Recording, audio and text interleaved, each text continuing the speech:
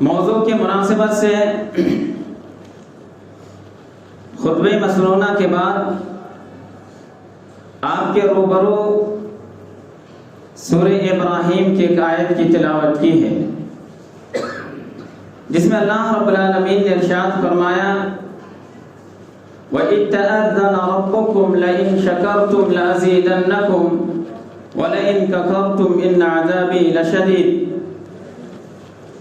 اللہ رب العالمین نے اس آیت کریمہ کے اندر تمام انسانوں کو مخاطب فرمایا اور اس کے بعد فرمایا کہ یاد کرو اس وقت کو جب کہ تمہارے رب نے یہ آگاہ کر دیا کہ اگر تم لوگ اللہ رب العالمین کی نعمتوں کی شکر گزاری کرو گے، شکر ادا کرو گے، اس کی قدر کرو گے، تو ایسی صورت میں اللہ رب العالمین مزید ادا کرنے والے ہیں۔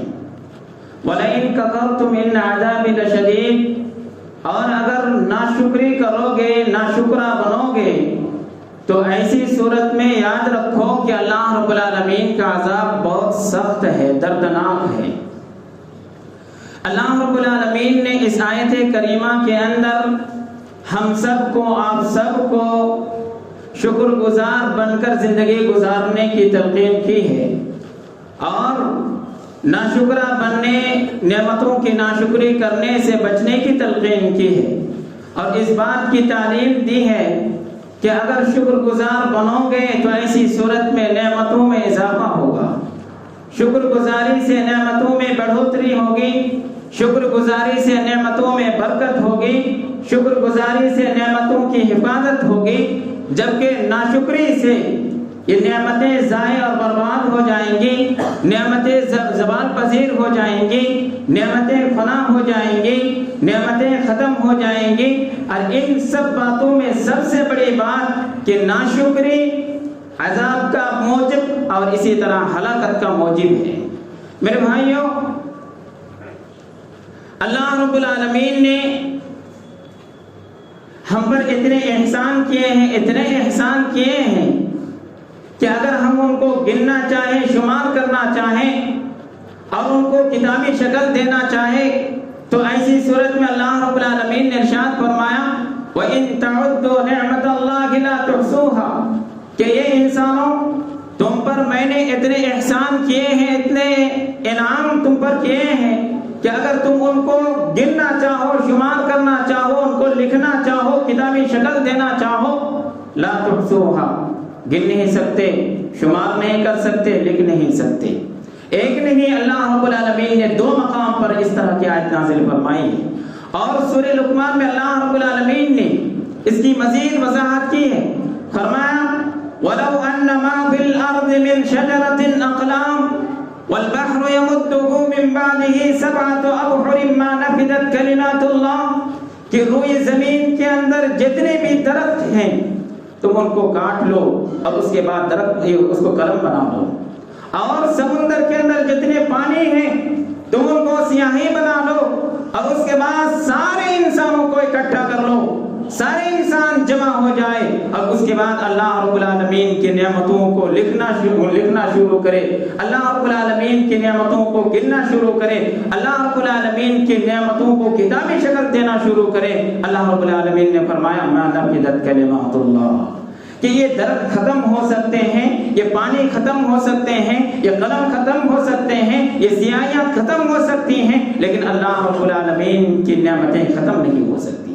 اتنی نعمتیں میرے بھائیوں، ذرا تصور کرو، ذرا غور کرو کہ اس کائنات کے اندر کتنے درخت ہیں، نہ مجھے پتا ہے، نہ آپ کو پتا ہے، نہ کسی اور کو پتا ہے، کسی کو نہیں پتا ہے کہ اس کائنات کے اندر کتنے درخت ہیں۔ سارے درختوں کو کاٹ کر اگر قلم بنا لیا جائے، تصور کرو کتنے قلم بن جائیں گے۔ وہ قلم ختم ہو سکتے ہیں، درخت ختم ہو سکتے ہیں، اور سمندر کے اندر کتنے پانی ہیں۔ آج تک کوئی مائکا لال پیدا نہیں ہوا جو اندازہ کر سکے یا کوئی پیمانہ ایجاد کر سکے جس سے یہ معلوم ہو سکے کہ سمندر کے اندر کتنے پانی ہیں۔ میرے بھائیوں، یہ سمندر کا پانی ختم ہو سکتا ہے، سمندر خشک ہو سکتا ہے، لیکن اللہ رب العالمین کی نعمتیں ختم نہیں ہو سکتی ہیں۔ اللہ رب العالمین کا انعام، اللہ رب العالمین کے احسان کا تذکرہ ختم نہیں ہو سکتا ہے۔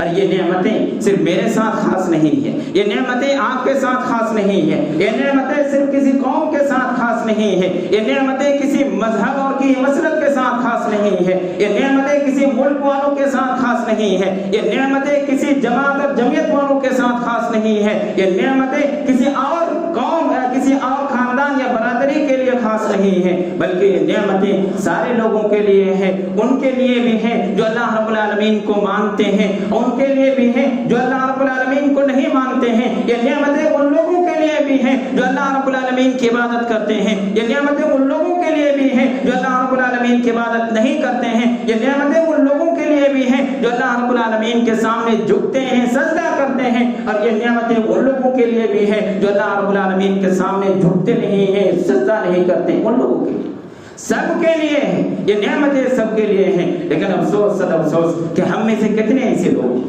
ہم میں سے کتنے ایسے لوگ ہیں جو اپنے آپ کو حقیر سمجھتے ہیں، اپنے آپ کو محروم سمجھتے ہیں، اپنے آپ کو تنگدست سمجھتے ہیں، اپنے آپ کو پریشان حال سمجھتے ہیں، اپنے آپ کو بیمار سمجھتے ہیں، اور اگر یہ کہا جائے کہ ایسے سوچنے والے لوگ، اپنے آپ کو فقیر کہنے والے لوگ، اپنے آپ کو تنگدست کہنے والے لوگ، اپنے آپ کو پریشان حال کہنے والے لوگ، اپنے آپ کو محروم کرنے والے لوگ اگر صحیح ڈائریکشن میں سوچے، صحیح زاویے سے سوچے اور صحیح چیزوں کو پیمانہ بنا کر سوچے، تو ایسی صورت میں ان کو یہ معلوم ہوگا کہ ان کی محرومیت کے باوجود اللہ رب العالمین کے ان پر اتنے احسان ہیں کہ ان کو گنا نہیں جا سکتا، ان کی غربت کے باوجود ان پر اللہ رب العالمین کے اتنے انعام ہیں، اتنے احسان ہیں کہ ان کو گنا نہیں جا سکتا، ان کی مفلسی کے باوجود ان پر اللہ رب العالمین کے اتنے انعام ہیں، اتنے احسان ہیں کہ ان کو گنا نہیں جا سکتا، ان کی فقر و فاقہ کے باوجود، ان کی بیماری کے باوجود اور ان کی چند پریشانیوں کے باوجود ان کے اوپر اللہ رب العالمین کے اتنے انعام ہیں، اتنے انعام ہیں، اتنے احسان ہیں کہ ان کو گنا نہیں جا سکتا۔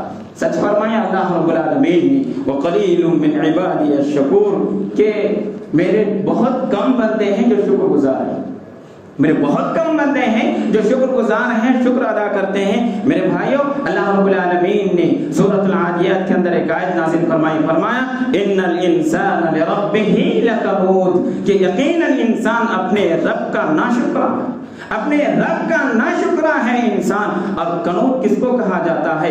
کنود ایسے لوگوں کو کہا جاتا ہے جو نعمتوں کو بھلا دیتے ہیں، ایسے لوگوں کو کہا جاتا ہے جو نعمتوں کو بھول جاتے ہیں، اور ایسے لوگوں کو کہا جاتا ہے جن کی زبان پر صرف حرف شکایت رہتی ہے، مجھے یہ نہیں ملی، مجھے یہ چیز نہیں ملی، مجھے وہ چیز نہیں ملی، مجھے اس سے محروم کر دیا گیا، میں ستایا گیا، میں پریشان کیا گیا، میں غریب، میں مفلس، میں تنگدست، میں کلاش، ساری چیزیں جتنے حرف شکایت کے یہ الفاظ ہو سکتے ہیں سارے حروف کیا ہوتے ہیں ان کے زبان پر جاری ہو جاتے ہیں۔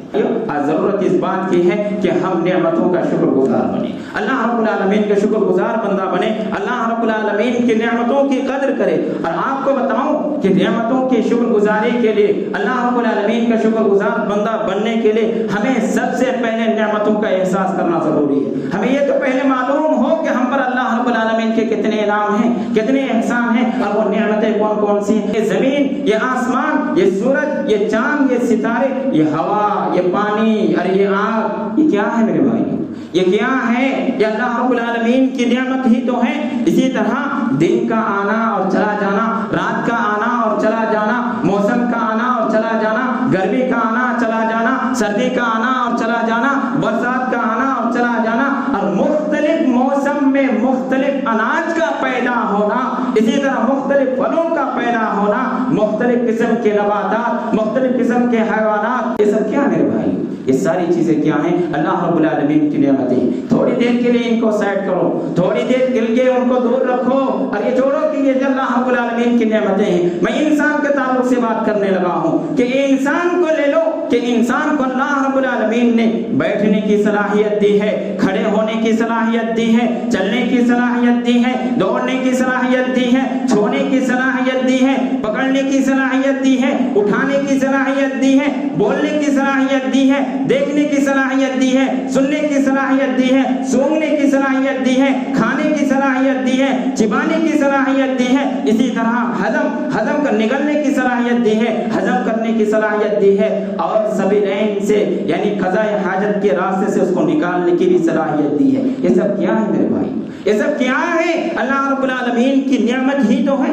ان تمام چیزوں کے ساتھ ساتھ اللہ رب العالمین نے انسانوں کو زندگی کا وہ عظیم نعمت بھی عطا فرمایا۔ اسی طرح اللہ رب العالمین نے مال کی نعمت بھی عطا فرمائی، اولاد کی نعمت عطا فرمائی، والدین کی نعمت عطا فرمائی، اور رب العالمین نے ہم کو نعمتوں سے نوازا ہے۔ لہٰذا ہمیں چاہیے کہ شکر گزار بننا چاہیے۔ اور میں نے کہا نا کہ اللہ رب العالمین کی نعمتوں کو گنا نہیں جا سکتا، اللہ رب العالمین کی نعمتوں کو شمار نہیں کیا جا سکتا ہے، اور اللہ رب العالمین کی نعمتوں کو ہم احسان میں نہیں لا سکتے ہیں، کتابی شکل میں نہیں لا سکتے ہیں، کتابی شکل نہیں دے سکتے ہیں۔ میرے بھائیو، اللہ رب العالمین نے ہم سب کو دین کی نعمتوں سے بھی نوازا ہے، ہمیں اسلام کی نعمتوں سے بھی نوازا ہے، ایمان کی نعمتوں سے بھی نوازا ہے، اور اسی طرح علم و فہم کی نعمتوں سے بھی نوازا ہے، علماء جیسے نعمتوں سے بھی نوازا ہے، اور بہت ساری نعمتوں سے نوازا ہے، قرآن و سنت کی نعمتوں سے نوازا ہے، اور اللہ اور اس کے رسول کی معرفت کی نعمتوں سے بھی نوازا ہے۔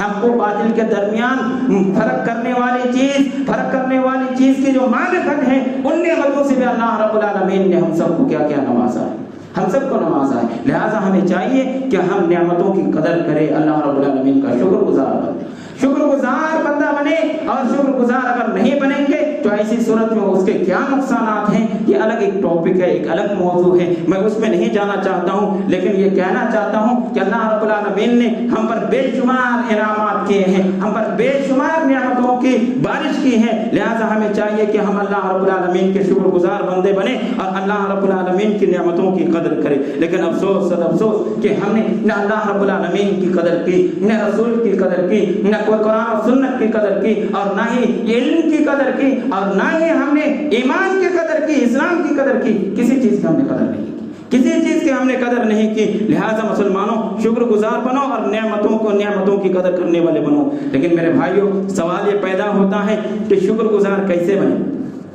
شکر گزار کیسے بنے؟ اللہ رب العالمین کی ڈھیر ساری نعمتیں ہیں، ہم گن نہیں سکتے، شمار نہیں کر سکتے، لیکن ہم شکر گزار بنے تو کیسے بنے؟ اللہ رب العالمین نے قرآن کریم کے اندر ایک آیت نازل فرمایا وَلَقَدْ أُوحِيَ إِلَيْكَ وَإِلَى الَّذِينَ مِنْ قَبْلِكَ لئن أشركت ليحبطن عملك ولتكونن من الخاسرين بل الله فاعبد وكن من الشاكرين۔ اے نبی کائنات صلی اللہ علیہ وسلم، آپ سے پہلے جو انبیاء کرام گزرے ہیں ان کی طرف بھی وحی کی گئی تھی، اور آپ کی طرف بھی وہ وحی کی گئی ہے۔ جس بات کی وحی کی گئی ہے لئن أشركت ليحبطن عملك، کہ آپ بھی اگر شرک کریں گے تو ایسی صورت میں آپ کے سارے اعمال تباہ کر دیے جائیں گے، برباد کر دیے جائیں گے، اور اس کو ذرہ بنا کر اڑا دیا جائے گا، ختم کر دیا جائے گا۔ اس کے بعد اللہ رب العالمین نے فرمایا بل اللہ فاعبد وکن من الشاکرین، بلکہ اللہ رب العالمین کی عبادت کرو اور خالصتاً اللہ رب العالمین کی عبادت کرو۔ نتیجہ کیا نکلے گا؟ وکن من الشاکرین، تم شکر گزار بندہ بن جاؤ،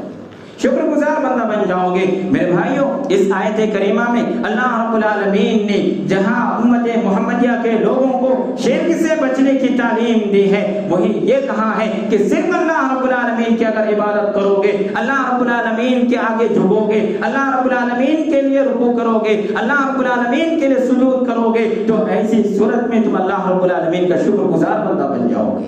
حضرت عائشہ رضی اللہ تعالی عنہا کی وہ حدیث یاد کیجیے، وہ روایت یاد کیجیے، جس میں حضرت عائشہ رضی اللہ تعالی عنہا فرماتے ہیں کہ اللہ کے رسول صلی اللہ علیہ وسلم رات کو بہت ہی لمبا قیام کرتے تھے۔ اللہ کے رسول صلی اللہ علیہ وسلم لمبی لمبی نمازیں پڑھا کرتے تھے، اور حال یہ کہ اللہ کے رسول صلی اللہ علیہ وسلم کا پاؤں کیا ہو جاتا تھا؟ پھٹنے کے قریب ہو جاتا تھا، پاؤں پھٹنے کے قریب، پاؤں میں ورم آ جاتا تھا، پھٹنے کے قریب ہو جاتا تھا۔ تو میں یہ پوچھتی تھی یا اللہ کے رسول صلی اللہ علیہ وسلم آپ کیوں ایسا کرتے ہیں؟ حالانکہ اللہ رب العالمین نے آپ کی اگلی پچھلی تمام خطاؤں کو اللہ رب العالمین نے معاف کر دیا ہے، آپ کیوں ایسا کرتے ہیں؟ پیارے نبی صلی اللہ علیہ وسلم کا جواب سنیے۔ پیارے نبی صلی اللہ علیہ وسلم فرماتے ہیں افلا اکون عبدا شکورا، کیا میں اللہ رب العالمین کا شکر گزار بندہ نہ بن جاؤں؟ معلوم کیا ہوا کہ اگر ہم شرک کو چھوڑ دیں گے، اس کے علاوہ گناہ کے کاموں کو چھوڑ دیں گے، جھوٹ بولنا چھوڑ دیں گے، چوری کرنا چھوڑ دیں گے، جھوٹی گواہی دینا چھوڑ دیں گے، اور جتنے بھی غلط کام ہو سکتے ہیں، گناہ کے کام ہو سکتے ہیں، ان کو چھوڑ دیں گے، اور ایسی صورت میں نیک کام کرنے لگیں گے، اللہ رب العالمین کی عبادت کرنے لگیں گے، نماز پڑھنے لگیں گے، روزہ رکھنے لگیں گے، سچ گوئی سے کام لینے لگیں گے، تو ایسی صورت میں ہم اللہ رب العالمین کے شکر گزار بندہ بن جائیں، ہم اللہ رب العالمین کے شکر گزار بندہ بن جائیں گے، لہٰذا ہمیں شکر گزار بننے کی کوشش کرنا چاہیے۔ تاہم میرے بھائیوں یہ یاد رکھنا چاہیے کہ مال کی قدر اس کو صحیح طریقے سے کمانا اور صحیح جگہ پہ خرچ کرنا ہے۔ اسی طرح مساجد کی قدر اس کو آباد کرنا ہے۔ کتنے ایسے آج مسجدیں بن رہی ہیں اور بہت تیزی کے ساتھ مسجدیں بن رہی ہیں، ہر شہر، ہر قریے، ہر گلی اور ہر جگہ مسجد بن رہی ہے، مساجد کی تعمیر ہو رہی ہے، لوگ اس میں بڑھ چڑھ کر بھی حصہ لے رہے ہیں۔ میرے بھائیوں مساجد کی قدر یہ نہیں ہے کہ صرف مسجدیں بنا دو اور ویران چھوڑ دو، بلکہ مسجدوں کی قدر یہ ہے کہ ان کو آباد کرو، یہ مسجدوں کی قدر ہے۔ اسی طرح علم کی قدر کرو، علماء کی قدر کرو۔ علم کی قدر یہ ہے کہ علم کو حاصل کرو، اس کے مطابق عمل کرو اور اس کو دوسروں تک پہنچاؤ۔ علماء کی قدر یہ ہے کہ ان کی صحبت اختیار کرو، ان کی عزت کرو۔ اسی طرح والدین کی قدر یہ ہے کہ ان کی خدمت کرو، خوش رکھنے کی کوشش کرو۔ اسی طرح اولاد کی قدر کرو، اولاد کی قدر یہ ہے کہ ان کی صحیح تربیت کیا جائے، اولاد کی قدر یہ ہے کہ ان کی صحیح تربیت کیا جائے۔ لیکن ہم یہ سمجھتے ہیں کہ اولاد پیدا کر دینا، اس کے بعد کھانے پینے کا بندوبست کر دینا، رہنے سہنے کا بندوبست کر دینا اور پہننے اوڑھنے کے لیے کپڑے لتے کا انتظام کر دینا، یہی اولاد کی کیا ہے قدر ہے اور یہی اس کی ذمہ داری ہے۔ ایک والدین کی یہی ذمہ داری ہے۔ میرے بھائیوں یہ ذمہ داری ہے، اسے ہمیں انکار نہیں ہے، لیکن اس کے ساتھ ساتھ آخرت کی بھی فکر کرنا یہ اصل ذمہ داری ہے۔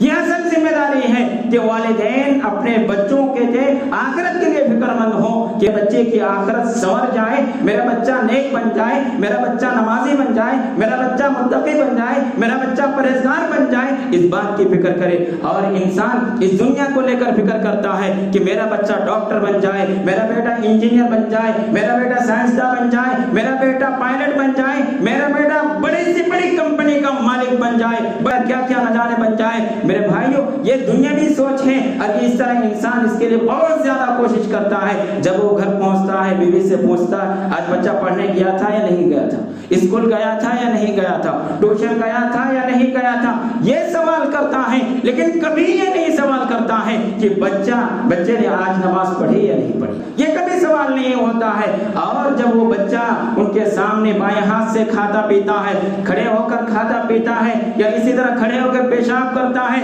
گالی دیتا ہے، جھوٹ بولتا ہے، تو یہ سوچ کر نظر انداز کر دیا جاتا ہے کہ بچہ بھی چھوٹا ہے، اس بچے کو اس کو کچھ بھی عقل نہیں ہے، لہٰذا اس بچے کو کیا کر دیا جائے۔ میرے بھائیو وہی ٹریننگ کا وقت ہے، وہی تربیت کا وقت ہے، وہی وقت ہے جو سکھایا ہے۔ پہلے نبی صلی اللہ علیہ وسلم نے حضرت انس رضی اللہ تعالیٰ عنہ کو، حضرت معاذ رضی اللہ تعالیٰ عنہ کو اور اسی طرح عبداللہ بن عباس رضی اللہ تعالیٰ عنہ کو، جو وہ اللہ کے رسول صلی اللہ علیہ وسلم کے زمانے میں چھوٹے بچوں میں ان کا شمار ہوتا تھا، کس طرح پہلے نبی صلی اللہ علیہ وسلم نے ان کی تربیت کی۔ ایک مرتبہ عبداللہ بن عباس رضی اللہ تعالیٰ عنہ کو بھی ایک مرتبہ سواری میں بیٹھاتے ہیں، اس کے بعد کہا یا غلام احفظ اللہ یحفظ، اے غلام تم اللہ رب العالمین کی حفاظت کرو، اللہ رب العالمین تمہاری حفاظت کرے گا۔ کیا مطلب؟ اللہ رب العالمین کی حفاظت کون کر سکتا ہے؟ انسان اللہ رب العالمین کی حفاظت کر سکتا ہے؟ ہرگز نہیں کر سکتا۔ تو پھر پیارے نبی صلی اللہ علیہ وسلم نے یہ کیوں کہا کہ اے غلام،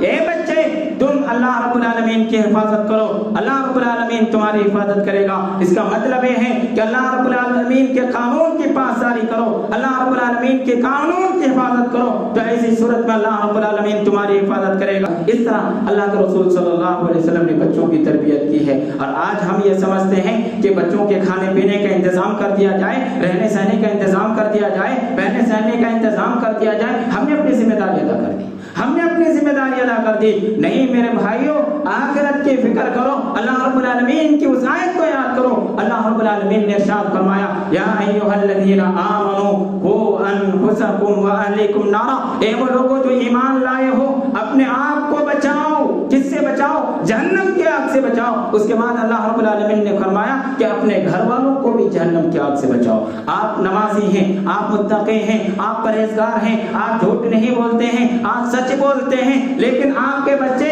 جھوٹ بھی بولتے ہیں، چوری بھی کرتے ہیں، گالی بھی دیتے ہیں، نماز بھی نہیں پڑھتے ہیں، سب غلط کام جتنے ہو سکتے ہیں سب کرتے ہیں. آپ یہ سمجھتے ہیں کہ میں تو متقی ہوں, میں پرہیزگار ہوں, میں اللہ والا ہوں, لہٰذا میں جنت میں جاؤں. نہیں میرے بھائیو, اس آیت کریمہ کے اندر اللہ رب العالمین نے والدین کو ایک عظیم داری ہے, اور ان کو اس ذمہ داری کے بارے میں قیامت کے دن پوچھا بھی جائے گا, سوال بھی کیا جائے گا, گرفت ہوگی, پکڑ ہوگی, کہا جائے گا کہ جو ذمہ داری دی گئی تھی اس کو کتنا ادا کیا. لہٰذا میرے بھائیوں, بچوں کی تربیت کرو, اور بچوں کی تربیت کرنے میں بہت ساری چیزیں بتانے کی نہیں ہوتی ہیں. بچے کو شروع میں کیا کرتے ہیں, نظر انداز کرتے ہیں, چھوڑ دیتے ہیں, یہ بچہ چھوٹا ہے, ابھی جھوٹ بولنا کوئی بات نہیں, آگے جا کے سمجھ جائے گا. لیکن وہ بچہ دھیرے دھیرے جب بڑا ہوتا ہے تو ایسی صورت میں ان کے ہاتھ میں ایک دن کیا دیکھتا ہے, ہر دیکھتا ہے, کھینی دیکھتا ہے, گٹکا دیکھتا ہے, سگریٹ دیکھتا ہے. اس دن اس کا دماغ ٹھکانے لگتا ہے اور کہتا ہے اس کو کس کی ہوا لگ گئی ہے.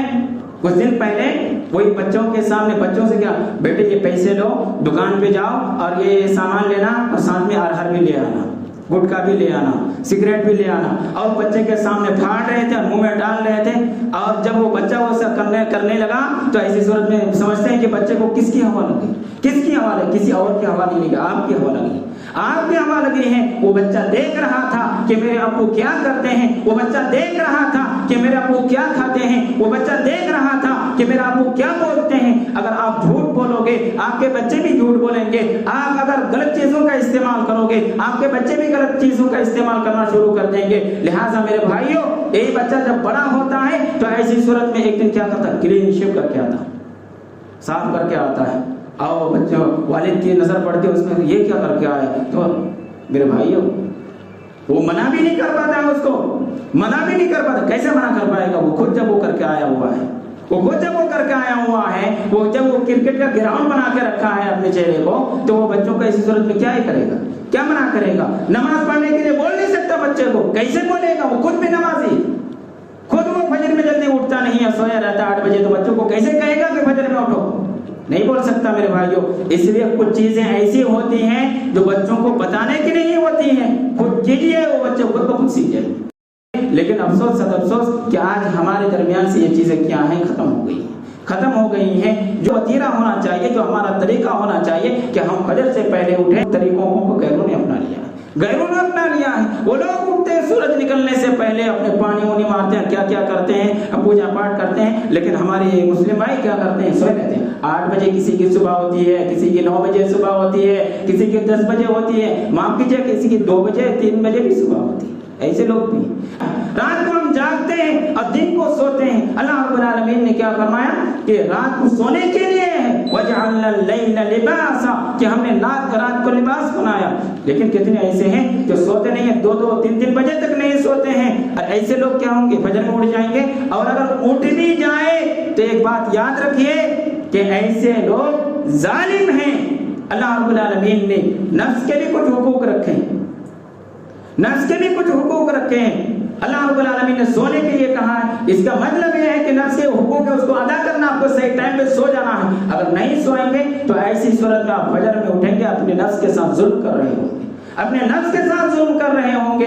اور اگر 1 دن اٹھ جائیں گے, 2 دن اٹھ جائیں گے, 3 دن اٹھ جائیں گے, کبھی نہ کبھی چھوٹ جائے گی. لہٰذا اسی لیے شریعت نے جو ہمیں تعلیم دی ہے وہ یہ ہے کہ ہم عشاء کے بعد فضول بات نہیں کر سکتے, فضول گفتگو نہیں کر سکتے, ادھر ادھر لایعنی چیزوں میں ہم اس میں مشغول نہیں ہو سکتے, مصروف نہیں ہو سکتے. ہاں کچھ چیزوں کی اجازت دی گئی ہے. اگر آپ پڑھتے پڑھاتے ہیں, پڑھنے پڑھانے کی اجازت دی گئی, وہ بھی اس کے کیا ہے, لمٹ ہے, اس کے بھی دائرے ہیں, اس کے بھی حدود ہیں. کوئی اگر 3 بجے تک پڑھنا چاہے, رات کے 12 بجے تک پڑھنا چاہے, نہیں, اس کی اجازت نہیں ہے. ہاں اس کے بھی کیا ہے لمٹ. اسی طرح عامت المسلمین, مسلمانوں کے حق میں کوئی میٹنگ ہو رہی ہے, کوئی اچھی بات بتائی جا رہی ہے, ان کو ان کے حق میں کوئی کام کرنے کے لیے مشورہ کیا جا رہا ہے, تو ایسی صورت میں اس کی اجازت شریعت نے دی ہے. اور اس کے علاوہ اگر کوئی میاں بیوی میں بات کرتے ہیں, اس کی اجازت ہے. اس کے علاوہ کوئی تیسری چوتھی چیز کی اجازت نہیں ہے اجازت. لیکن کتنے ایسے لوگ ہیں لائن کام نہیں ہے, کچھ بھی نہیں ہے, پھر بھی وہ لائن چیزوں میں پریشان ہے, کوئی موبائل میں پریشان پریشان ہے, کوئی گپ شپ میں پریشان ہے, کوئی اور چیزوں میں پریشان ہے, کوئی پارٹی میں پریشان ہے, کوئی فنکشن جانے میں پریشان, یہی سب چیزوں میں پریشان, یہی سب چیزیں رہ گئی ہیں. میرے بھائیو ہر چیز کے کیا ہے, حدود ہے, قیود ہے, اس کا لحاظ رکھنا ہے. اگر ہم اس کا لحاظ نہیں رکھیں گے تو ایسی صورت میں اللہ رب العالمین نے سورۃ النساء میں کہا تلک حدود اللہ, یہ اللہ رب العالمین کی حدود ہیں. اگر تم اس کی پاسداری کرو گے جنت تمہارا ٹھکانہ بنے گا, اور اگر ان کی پاسداری نہیں کرو گے جہنم تمہارا ٹھکانہ بنے گا. لہذا حدود و قیود کی پاسداری کرنا اور ان کا ملحوظ خاطر رکھنا یہ ہماری اولین ترجیح ہونی چاہیے. دعائے رب العالمین ہم تمام لوگوں کو کتاب و سنت کی صحیح سمجھ عطا فرماوے اور اس کے مطابق عمل کی توفیق عنایت فرماوے. آمین. وآخر دعوانا الحمد للہ رب العالمین. والسلام علیکم ورحمۃ اللہ وبرکاتہ.